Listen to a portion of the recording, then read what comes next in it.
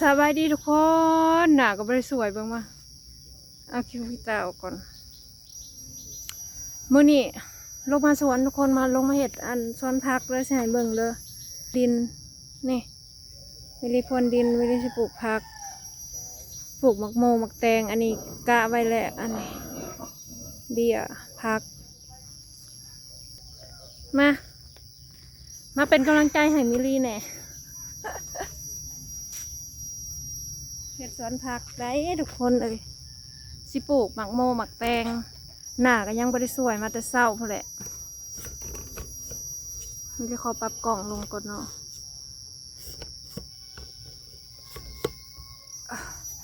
ปรับกล่องลงก็เด้ออาจจะส่งลงซิงเลงนี่จะหน่อยนึงพรวนดินนะทุกคนพรวนดินแล้วก็มีลิสปลูกหมากโม่ได้ทุกคนพรวนดินก่อน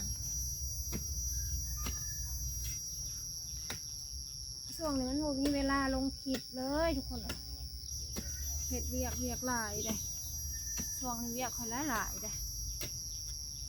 น่าแหละนะคะกำอยู่น้ำสวนนี่ค่ะสมือนี่ค่ะอีก10 นาทีก็สิขึ้นแล้วพอลงมาจะเช้า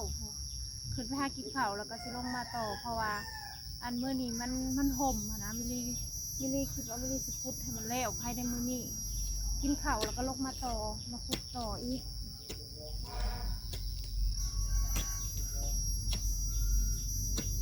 แล้วก็พอสิขึ้นเนาะมากินข้าวก่อน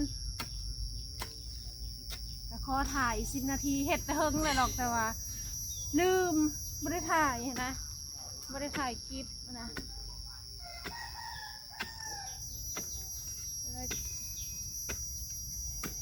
ไม่ได้ปลูกหมักโมเหลืองหมักโมแดงแล้วก็แคนตาลูปแล้วก็หมักแตงหมักเขือพื้นที่มันมีหน่อยทุกคนเลยปลูกพอได้กินนะเพราะห้ามบริซื้อหมูซื้อโผยังกระแพงมีแต่ซื้อก็มีแต่แนวแพง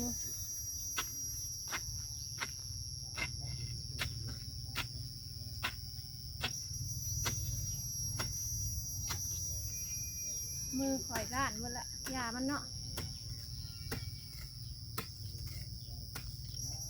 เห็ดสวนก็มีความสุขคือกันเลยเนาะทุกคนเขารู้สึกมีความสุขกับมันเขาเห็ดแล้วกันมันก็จะมันเมื่อยอยู่แต่ว่ามันมีความสุขเขาก็ได้เหื่อน้ำทุกคน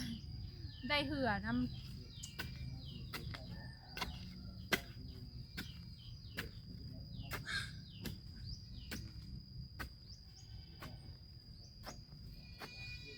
ลงมาแต่เช้า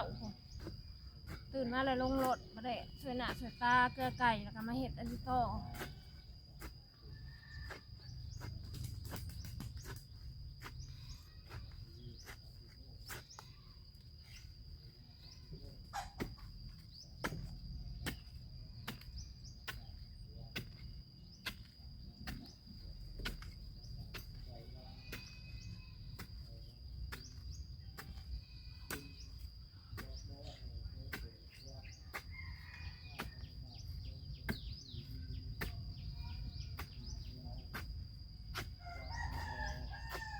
เห็ดแล้วก็ได้เหื่อได้ทุกคนได้เหื่อออก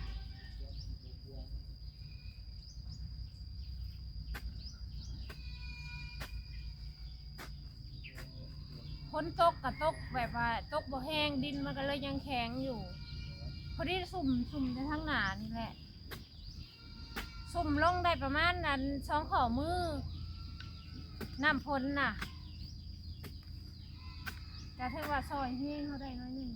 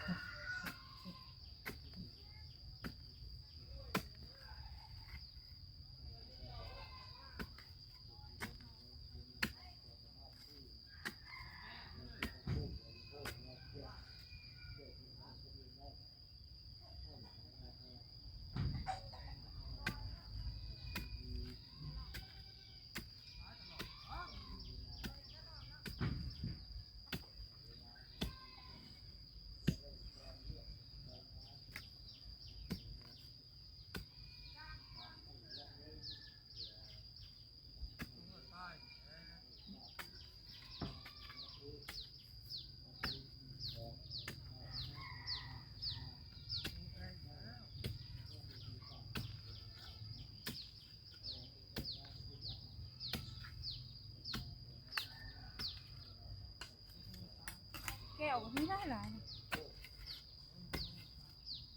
ถ้าพวนแบบนี้เวลาฝนตกมันก็สิซึมได้ง่ายขึ้นมันง่ายเลยเพราะมันก็สิซึมเลยนั่น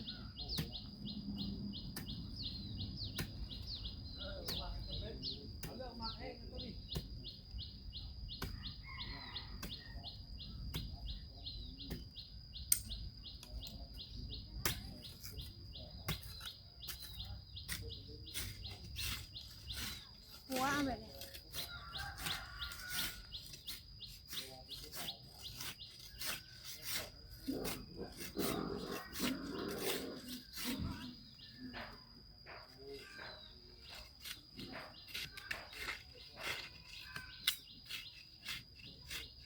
อากาศครึ้มแต่ว่าฝนมันบ่ตกดอกมันครึ้มแล้วล่ะตกวานนี่น้อยหนึงไม่ตกแห้งต้นกล้าได้3 มื้อล่ะ3-4 มื้อล่ะ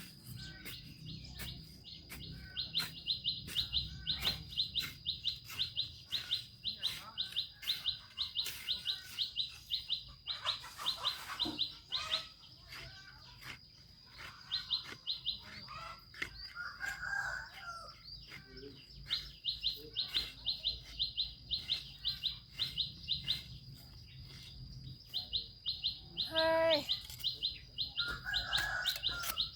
คอยเห็ดไปมื้อละเล็กมื้อละหน่อยเนาะทุกคนเห็ดหยังก็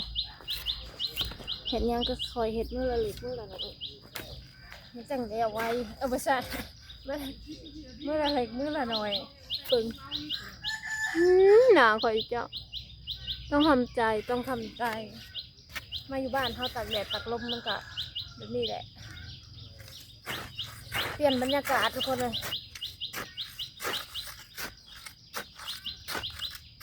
แต่สุขภาพก็แข็งแรงขึ้นนะมาอยู่บ้านแล้วเพราะว่าเขาได้หับบริการว่าสั่น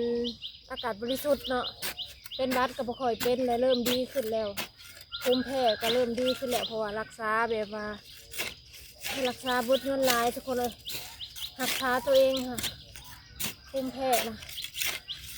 ไปคลินิกแล้วก็ไปหกหมอคอยนะ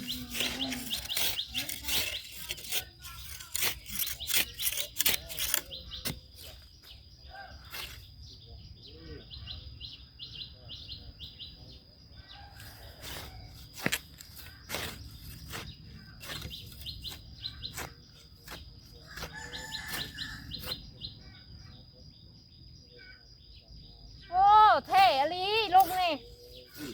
เท่อลีใส่แว่นตาดำนี่มันก็มืดว่าได้จะใส่ค่ะมืดไม่ยังได้มืดก็ยังให้มันแค่สว่างโอ้ยจะเชนหุ่งบ่จะเชนหุ่งบ่เบิ่งอีลุงค่ะผู้เห็นหุ่งกับกูก้มไปเลยนี่มันมืดเท่าไรไปแห้งตาแห้งไปเห็นหุ่งไปแห้งใส่แว่นตามืดอากาศก็มืดป้าต้องจำไทยมันเห็ดเป็นอะไรคักบ่คักแล้วนี่คันบ่เฮ็ดบัดนี้บ่ได้ดินแข็งค่ะต้องพรวนดินก่อนตรงนี้แล้วบ่ขับปานใดมันห่มเนาะมันเข้าไปพุ่นแล้วก็จะไปพุ่นแล้วพุ่นใช่แล้วถึกแต่ตอนเที่ยงเนาะได้สำเร็จก็เอาสำนั่นนะ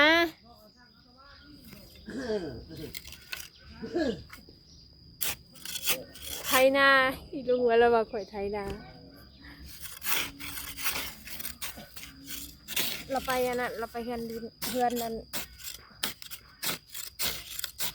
เฮือนบุญ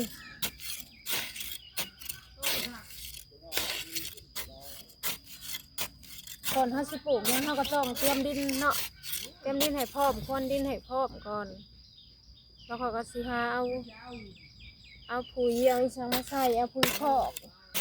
แล้วสิออกหน้าอยู่ไรนี่โอ้ยเรียกกระลายเจ้าเคลียร์ไปทีละอย่างขั้นตอนเราสิเห็ดคอกหมูคอกเป็ดคอกไก่น้ำเราจะไปหาสื่อสังกะสีมาเห็ดมันเป็นช่วงที่เฮาแบบเริ่มต้นใหม่นะทุกคนเห็ดยังก็เริ่มต้นใหม่ในการเริ่มต้นใหม่ลงมือทำสิ่งใหม่ๆบ๊ายบายทุกคนขอบใจหลายๆเด้อ